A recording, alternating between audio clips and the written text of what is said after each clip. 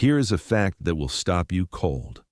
In 1872, a single factory in Jersey City, New Jersey, was producing 86,000 pencils every single day. Not a week, not a month, every single day.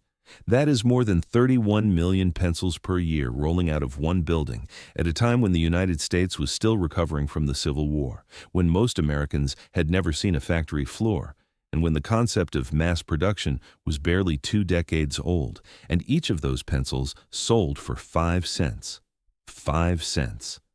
In 1872, that 5-cent pencil had the buying power of roughly $1.25 today. Multiply that by 86,000 pencils per day, and you are looking at a factory generating the equivalent of over $107,000 in daily revenue in today's money. That is nearly $39 million per year from a single product in 1872. Before electricity was commercially available, before the telephone had been invented, before the automobile existed.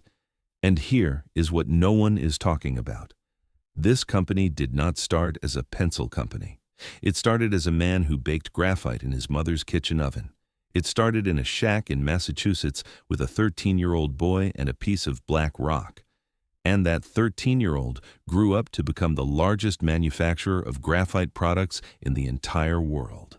A man whose associates included Robert Fulton, Samuel Morse, and Alexander Graham Bell, and whose 5-cent yellow pencil would end up in the hands of every schoolchild in America for over a century.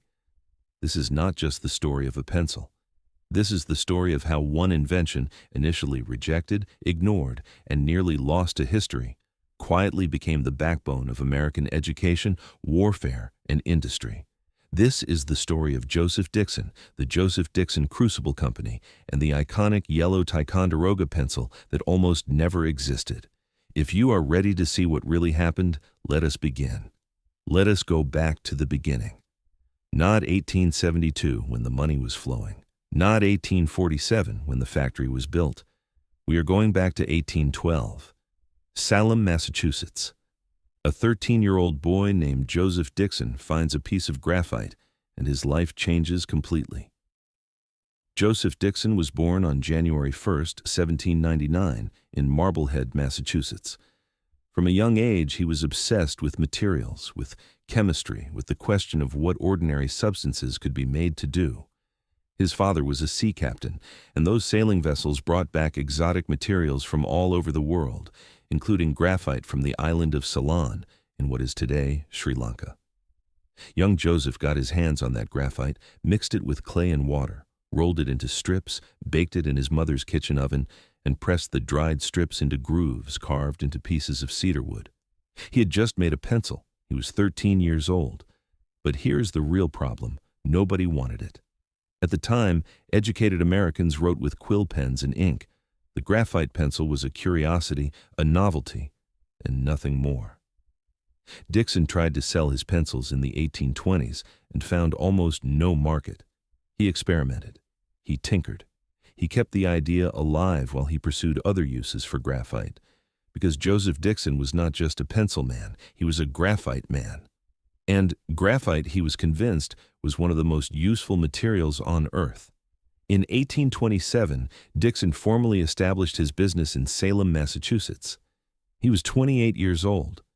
The company would eventually become the Joseph Dixon Crucible Company, but at this point, it was a workshop where one man was trying to convince the world that black rock had industrial value.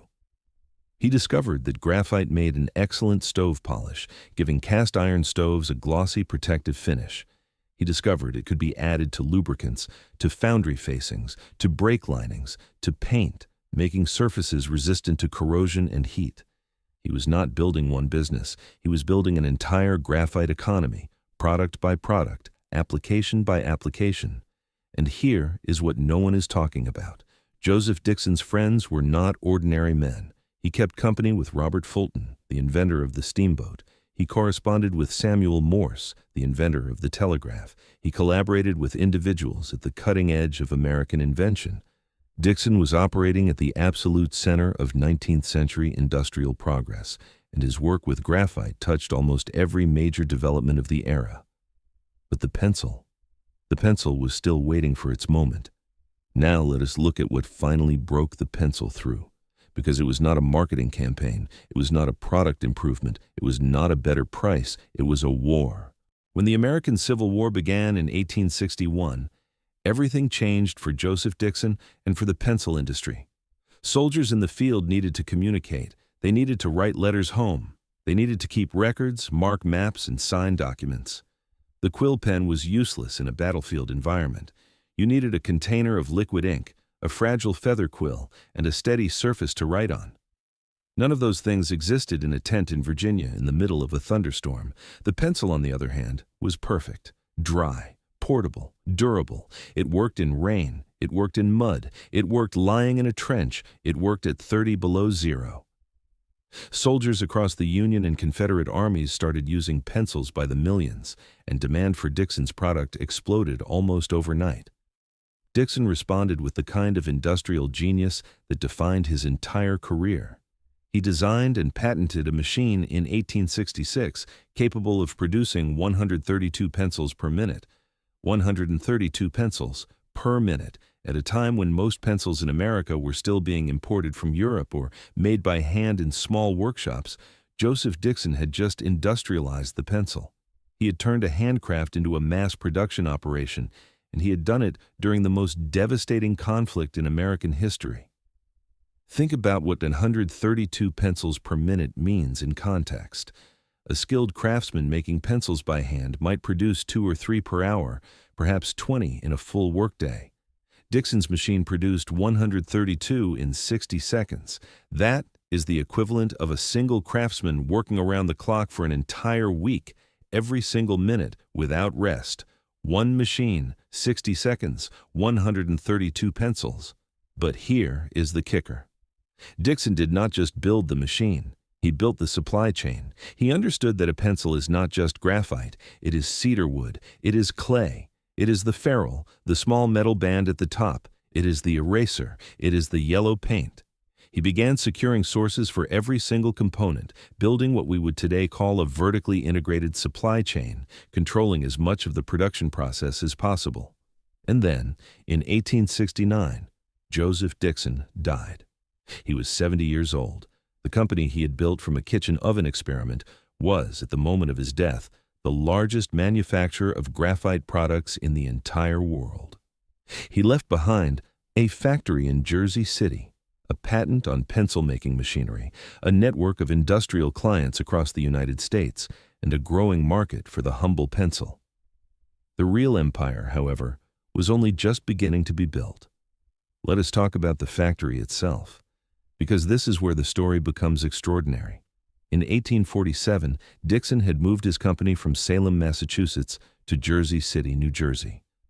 The reason was geography, pure and simple. Jersey City sat directly across the Hudson River from Manhattan. It had access to rail lines, shipping routes, and the largest consumer market in North America. Raw materials could come in from the American interior. Finished products could go out to every city and town in the country.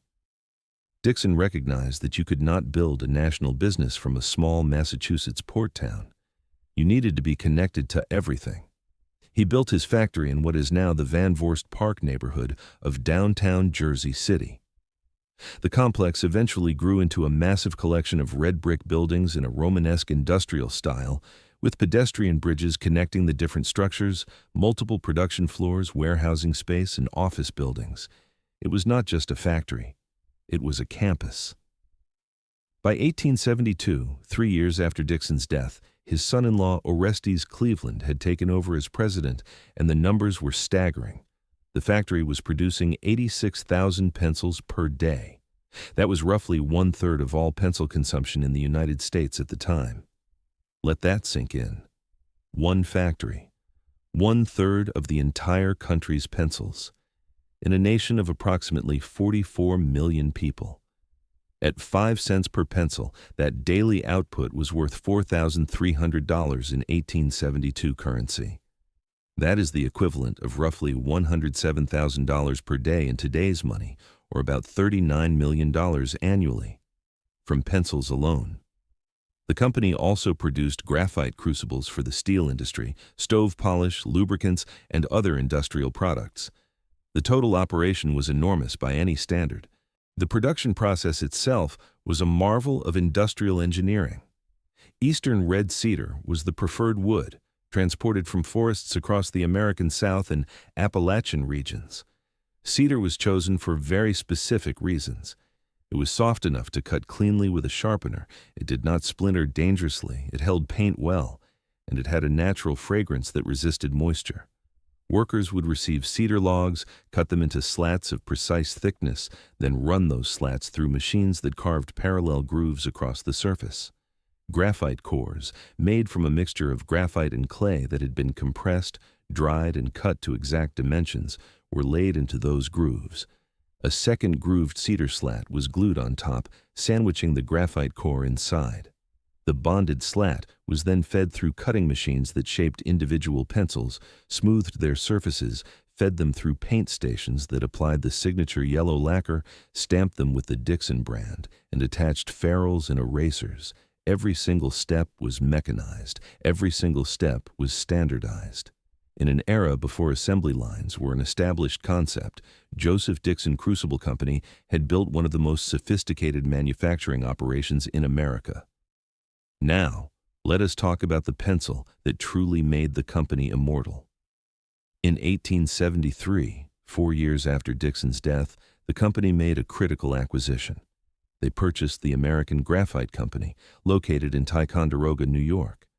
Ticonderoga sits in the Adirondack Mountains near Lake Champlain, and the graphite deposits in that region were considered among the finest in North America. The graphite from Ticonderoga had a particular purity and consistency that translated directly into better pencils, smoother lines, and more reliable performance. The name Ticonderoga carried historical weight as well. Fort Ticonderoga had been one of the most strategically important sites of the American Revolution, passing between British and American control and serving as the location of Ethan Allen's famous 1775 capture from the British. The name meant something to Americans. It carried connotations of American strength, American history, and American character. But the company did not immediately capitalize on the brand name. They sat on it for 40 years.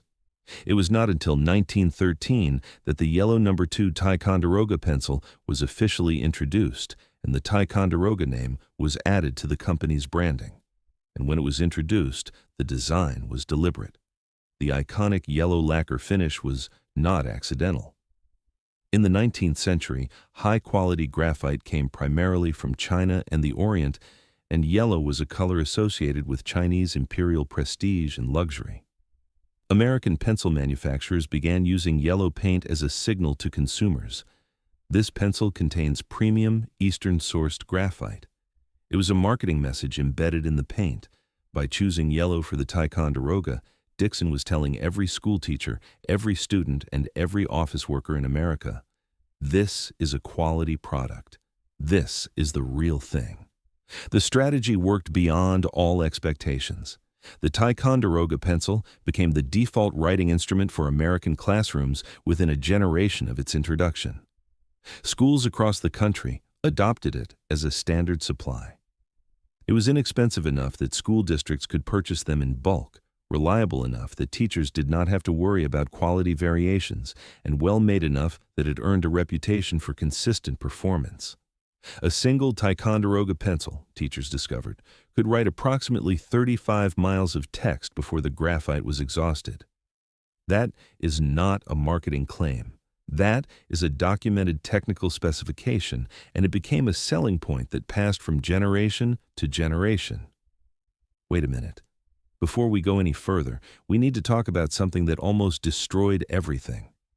Because the story of Dixon is not purely triumphant. There is a chapter in the middle that almost ended it all, and it involves one of the most brazen cases of corporate fraud in Gilded Age America. Orestes Cleveland, the son-in-law who took over after Dixon's death in 1869, was a complicated figure. On one hand, he was a capable manufacturing executive who presided over the explosive growth of pencil production in the early 1870s. On the other hand, he was deeply, dangerously political. Cleveland had served in the United States House of Representatives from 1869 to 1871. He had been elected mayor of Jersey City not once but twice, in 1864 and again in 1886, with the backing of Bob Davis, the notoriously corrupt Democratic political machine that ran Hudson County, New Jersey. He was embedded in the patronage system that defined Gilded Age urban politics, where business and government were not merely connected, but essentially the same operation. And then he did the unthinkable. He used company funds, the corporate treasury of the Joseph Dixon Crucible Company, to finance his 1880 campaign for governor of New Jersey. He lost the race, he had spent the money, and the company collapsed into bankruptcy. In 1883, the company went into receivership. Everything Joseph Dixon had built, every patent, every machine, every building in Jersey City, was now in the hands of creditors. The largest pencil manufacturer in the United States, the company that produced 1/3 of all American pencils, was technically insolvent because its president had gambled its future on a political campaign. Here is the real reason this matters. The financial crisis at Dixon in 1883 was not a manufacturing failure. It was not a market failure. The pencil business was booming. Demand was increasing every year as literacy rates climbed and public education expanded. The company had every advantage imaginable. The only thing that killed it, temporarily, was leadership corruption. But that wasn't the real problem. The real problem was structural. The company had no safeguards, no board oversight, no checks on executive power. One man had total control over the treasury, and one man destroyed it. Edward F. C. Young, the head of First National Bank in Jersey City, stepped in as receiver, restored the company to profitability, and eventually became its president. Under new leadership, the company stabilized, rebuilt its finances, and returned to growth. But the scandal had exposed something important. A great manufacturing operation could be made fragile overnight by the decisions of a single dishonest executive. Now let us look at the recovery and the full scale of the empire in cold numbers, because what this company accomplished is genuinely staggering. By 1870, the Joseph Dixon Crucible Company was the world's largest dealer and consumer of graphite, not the largest in New Jersey, not the largest in America, the largest in the world. Consider what that meant. Every crucible used to melt steel, every stove polish can, every lubricant, every pencil made from graphite in any of the world's industrialized nations was, in terms of total volume, surpassed by a single factory in Jersey City, New Jersey. By 1913, when the Ticonderoga pencil launched, American public school enrollment had reached approximately 18 million students. Each student typically required multiple pencils per school year. If even half of those students used a single Dixon pencil, that was 9 million pencils per year from school enrollment alone. And schools were only part of the market. Offices, government agencies, architects, engineers, artists, military personnel. The pencil had become so fundamental to American working life that estimating total demand became almost impossible. Here is a comparison that puts it in perspective. The entire American pencil industry produced approximately 240 million pencils in 1897, according to trade records of the era. Dixon, at its peak, was responsible for a substantial fraction of that total. The closest domestic competitor was Eberhard Faber, a company founded by German immigrants in New York who had their own impressive production capacity. But Dixon had started earlier, grown faster, and owned more of its supply chain than any rival. Think about what those numbers mean in today's terms. In 1897, a 5-cent pencil had roughly the purchasing power of $1.75 today. If Dixon was producing even 30 million pencils per year at that price point, that represents revenue equivalent to over $52 million in modern dollars from pencils alone. This was before the Ticonderoga brand was even established. The full Ticonderoga era would prove even more profitable. But worse was coming. Here is the section of the Dixon story that historians gloss over, that pencil enthusiasts never mention, and that gets completely buried under the cheerful narrative of a beloved yellow pencil. The Joseph Dixon Crucible Company was not just a pencil company. It was a graphite monopoly, and it used that monopoly in ways that would be illegal today. Reason 1. Dixon controlled graphite from mine to finished product. When the company acquired the American Graphite Company at Ticonderoga in 1873, it was not simply buying a raw material source, it was eliminating a competitor from the graphite supply chain.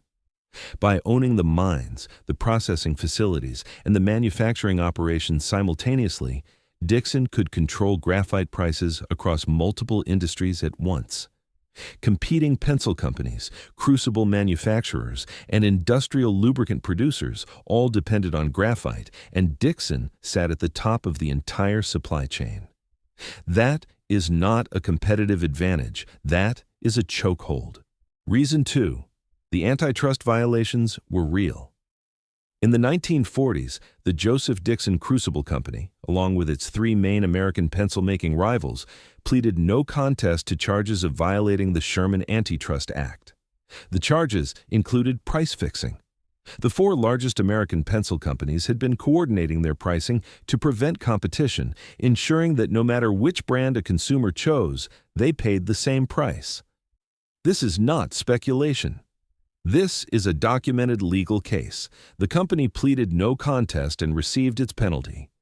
But because the fine was modest and the case generated little press coverage, almost no one who holds a Ticonderoga pencil today knows this ever happened. Reason 3. The cedar supply chain had its own troubling dimensions. Eastern red cedar, the preferred wood for pencil manufacturing, was harvested from forests across the American South and Appalachian regions. By the early 20th century, accessible cedar forests were being depleted rapidly. The pencil industry, including Dixon, began shifting to California incense cedar and later to imported wood from Central America. The environmental cost of supplying tens of millions of pencils per year was never factored into that 5-cent price tag. The forests paid the difference. Reason 4. The labor conditions inside the factory were consistent with the era, which is to say they were often brutal by modern standards. Factory workers in the Jersey City facility worked long shifts in environments dusty with graphite particles and wood shavings. Graphite dust in sufficient concentrations is not harmless. Workers who spent years in pencil factories inhaled fine carbon particulates daily. Industrial safety standards did not exist as we understand them today, and the Dixon factory was no exception to the general disregard for worker health that characterized American manufacturing in the Gilded Age. Reason 5. The company's financial crisis of 1883 was deliberately obscured in its later official histories. When Dixon Ticonderoga marketed itself in the 20th century, its promotional materials emphasized Joseph Dixon's genius, the Civil War pencil demand, and the beloved Ticonderoga brand. The bankruptcy, the political misuse of corporate funds, the receivership, these elements were quietly omitted. History got simplified. History got sanitized. The story that sold pencils was not the full story. Reason 6. The American identity of the pencil was partially manufactured. While Dixon did produce pencils in America when European imports dominated the market, the company also established manufacturing subsidiaries in Mexico in the mid-20th century. By the time it was fighting antitrust charges, Dixon was simultaneously offshoring portions of its production. The narrative of the All-American pencil and the All-American factory was already becoming more complicated than the marketing suggested. Reason 7. The eventual sale of the Jersey City factory tells the complete story. In 1986, Dixon Ticonderoga sold the historic Jersey City complex. The buildings that had once produced 1/3 of all American pencils were converted into luxury apartments. 452 residential units now occupy the same floors where workers once stood for 10-hour shifts making pencils. The factory became housing for wealthy urban professionals. The working-class history of the place, the graphite dust, the machine noise, the thousands of workers who spent their careers inside those brick walls, All of it became a backdrop for a desirable address. Now, let us look at the period between 1913 and the 1970s, because this is when the Ticonderoga pencil became something beyond a product. It became a cultural institution. The years between World War I and the mid-20th century were the golden age of American public education. Public school enrollment expanded dramatically. The GI Bill after World War II sent millions of veterans back to classrooms. The baby boom created an explosion of school-age children in the 1950s and 1960s. The American classroom was, for the first time in history, a truly mass institution, serving tens of millions of students simultaneously. And every one of those students needed a pencil. The Ticonderoga's timing was near perfect. Introduced in 1913, it had a generation to establish itself before the great educational expansion of the mid-20th century. By the time American school enrollment was peaking in the 1960s, the yellow Ticonderoga was already the default pencil of American education. Teachers knew it. Principals ordered it in bulk. School supply lists named it specifically. For millions of American children, the first writing instrument they ever held was a Dixon Ticonderoga No. 2. The No. 2 designation matters more than most people realize. Pencil hardness is measured on a scale, with harder graphite cores producing lighter, sharper lines and softer cores producing darker, thicker marks. The No. 2, sitting in the middle of the scale, was ideal for standardized testing. When the College Board began expanding the SAT in the 1940s and 1950s, and when standardized testing became a fixture of American education in the following decades, the No. 2 pencil became a legal requirement. Optical scanning machines, used to grade Scantron and similar answer sheets, were calibrated specifically for the darkness of a No. 2 pencil mark. Any other hardness would either fail to register or create false positives. Dixon Ticonderoga was the No. 2 pencil. For an entire generation of Americans, those words were synonymous. The economics of this dominance were extraordinary. A box of a dozen Ticonderoga pencils in the 1950s cost approximately 80 cents to $1, less than 8 cents per pencil. Adjusted for inflation, that is roughly 60 to 75 cents per pencil in today's money. Actually cheaper in real terms than the 5-cent 1872 price. Mass production had made the pencil progressively more affordable with each passing decade, even as quality improved and the brand became more established. Consider the procurement numbers for American public schools alone. In 1960, approximately 35 million students were enrolled in American public elementary and secondary schools. If each student used an average of 10 pencils per school year, a conservative estimate for an era before ballpoint pens were ubiquitous, that represents 350 million pencils per year consumed by American students alone. Even at 7 cents per pencil, that is a market worth approximately $24.5 million annually in 1960 dollars, equivalent to roughly $250 million in today's money, from school purchases alone. But worse was coming. And it came from a direction Dixon had never anticipated. By the 1970s and 1980s, the American pencil industry was under siege. The enemy was not a better pencil. The enemy was global manufacturing economics. Labor costs in the United States had risen steadily throughout the post-war decades. By the 1970s, American factory workers, including those making pencils in Jersey City, were earning wages that made it virtually impossible to price competitively against pencils manufactured in countries where labor costs were a fraction of their American equivalent.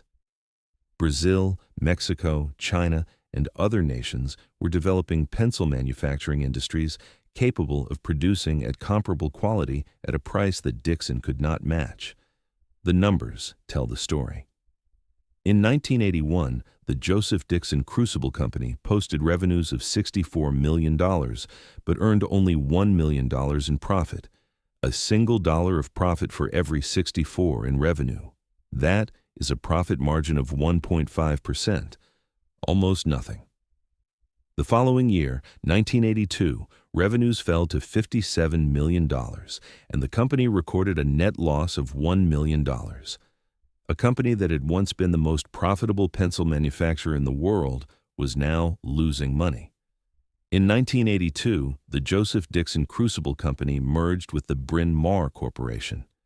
In 1983, the combined entity formally became Dixon Ticonderoga Company.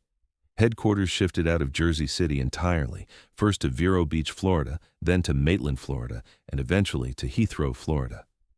The company that had defined Jersey City manufacturing for 136 years was gone from New Jersey. Gone from the building Joseph Dixon himself had built in 1847. By 1988, under new leadership, the company had recovered somewhat, posting revenues of nearly $80 million and net income exceeding $3 million. But the trajectory of the industry was not reversible.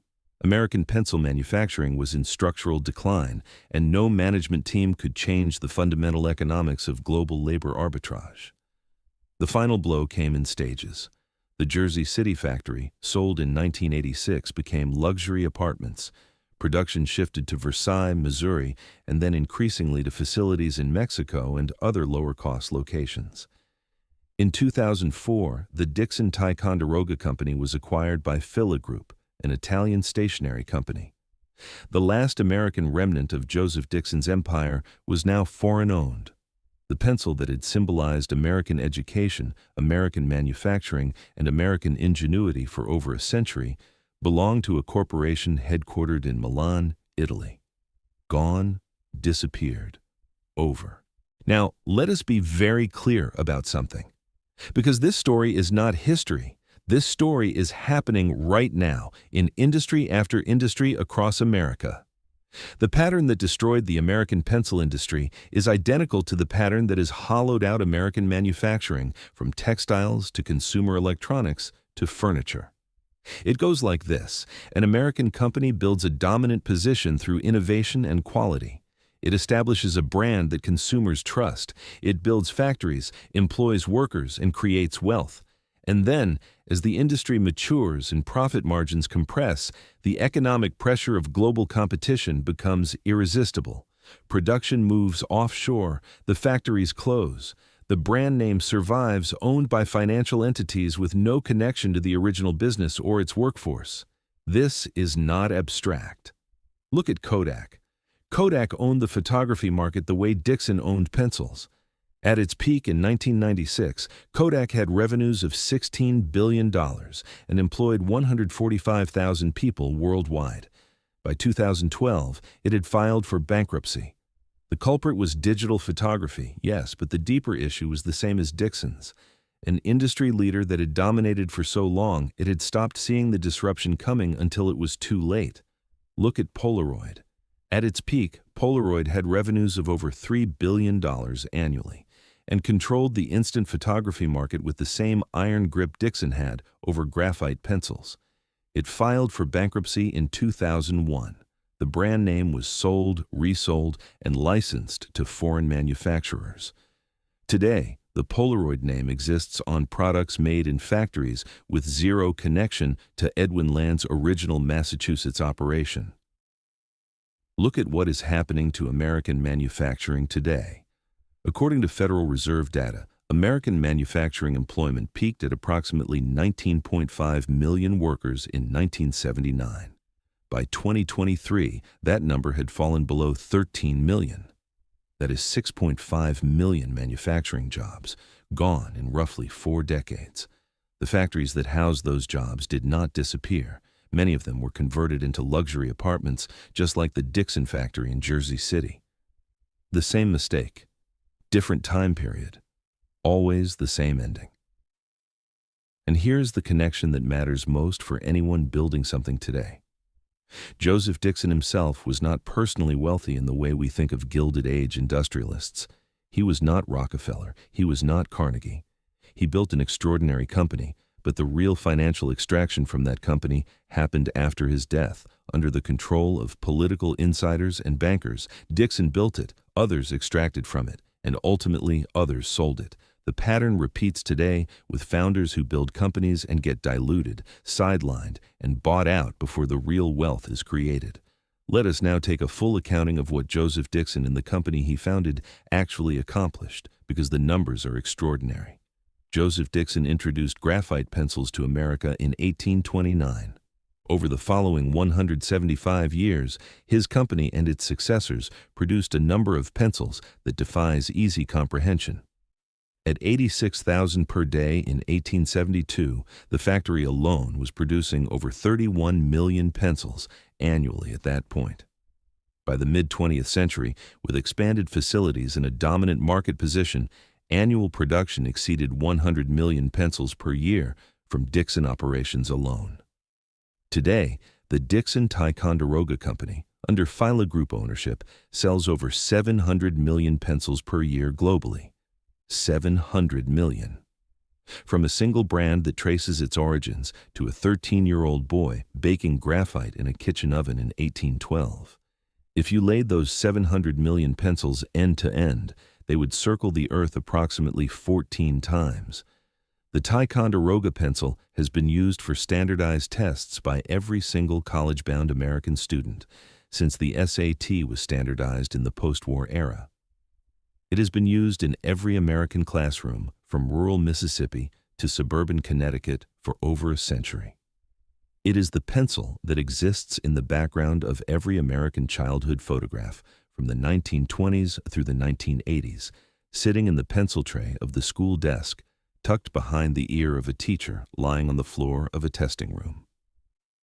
The Dixon factory in Jersey City at its peak employed hundreds of workers who earned industrial wages in one of the most connected industrial corridors in North America. Those wages supported families. Those families purchased goods and services. Those purchases supported other businesses. The economic multiplier effect of a single pencil factory operating at full capacity for over a century in the same location is incalculable. The factory buildings still stand, converted to luxury apartments called Dixon Mills. The original brick facades, the pedestrian bridges between buildings, the architectural bones of Joseph Dixon's industrial empire are all still there in Jersey City. If you walk past them today, you will see residents coming and going, carrying groceries, walking dogs, checking their phones. They are living inside the infrastructure of a pencil factory that once supplied 1/3 of all American pencils. They probably do not know that. Most people never look at the building and think about the graphite dust, the machine noise, the stacks of cedar slats, the millions of yellow pencils rolling off the production lines. History is like that. It hides in plain sight. So let us bring this back to what it actually means, a 5-cent pencil.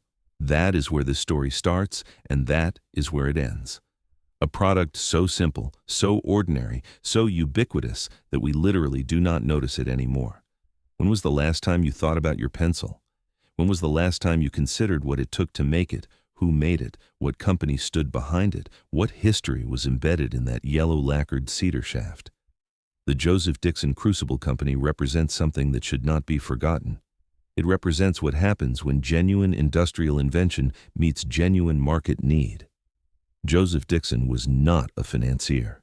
He was not a speculator. He was not a real estate developer or a patent troll.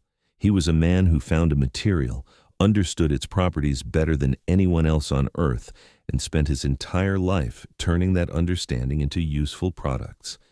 He held more graphite knowledge in his head than any person alive, and he built the company to prove it.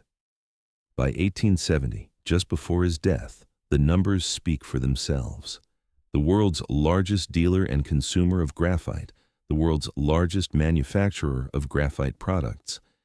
By 1872, 86,000 pencils per day, generating the equivalent of $39 million annually in today's money from pencils alone. The company survived bankruptcy, political fraud, antitrust violations, 2 world wars, the Great Depression, and the post-war economic transformation. It survived all of that for over a century, and then it was sold to an Italian company for a fraction of what it was worth at its peak. Display destroys wealth. Savings build it. Joseph Dixon did not display his success. He reinvested it into machines, into mines, into supply chains. He built an empire from a 5-cent product. And the men who came after him, the politicians, the bankers, the corporate raiders, extracted from that empire until there was nothing left to extract. Final tally. In over 150 years of operation, one factory that supplied one-third of all American pencils, 31 million pencils per year in 1872, growing to over 100 million per year by the mid-20th century, and 700 million per year under current global ownership. One brand, Ticonderoga, that became a cultural institution, one bankruptcy, one antitrust case, one merger, one foreign acquisition, and nobody is talking about this because it is far easier to tell the story of the yellow pencil as a simple, warm American story of a good product that schools loved and students used. The full story, the graphite empire, the political corruption, the price fixing, the labor conditions, the foreign sale, is too complicated for a school supply list. But complicated is where the truth lives.